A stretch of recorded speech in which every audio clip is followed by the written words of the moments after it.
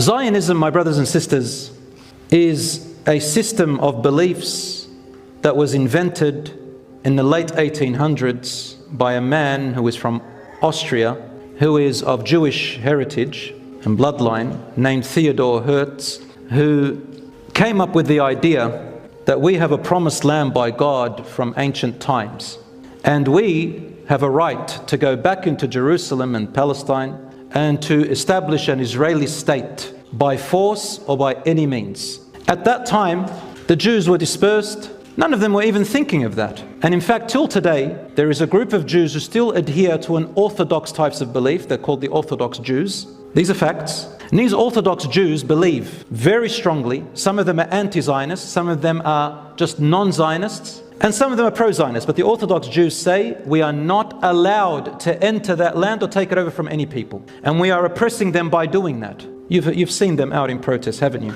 They've got big beards, dreadlock, the locks on the side and all that stuff. But yes, that's all good and nice. But they're not doing it because they believe that this is oppression in itself. They believe it's oppression because the Torah in their belief say that right now you're not allowed to enter it.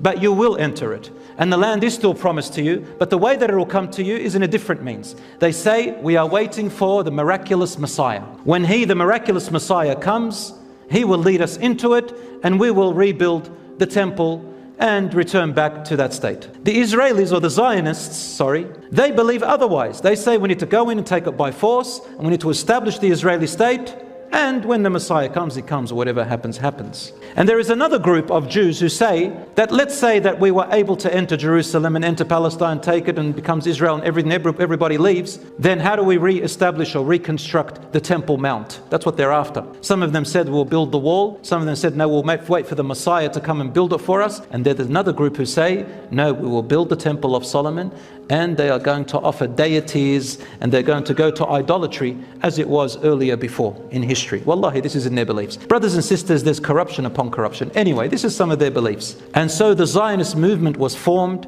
and we all know the story of Britain and World War II and the fall of the Ottoman Empire, and how Britain made the mandate called the British Mandate and the other mandates, and then came the Balfour Declaration by the Balfour Declaration 1948, which declared the Palestine or the Jerusalem Israel state, or Palestine or gave the Jews an Israel state. And they tried to do so many deals and I don't know what. I'm not going to go into all of that because everybody's got a counter argument. So what I'm going to say is this: the land of the Palestinians was taken from them through violence and force and through unfairness.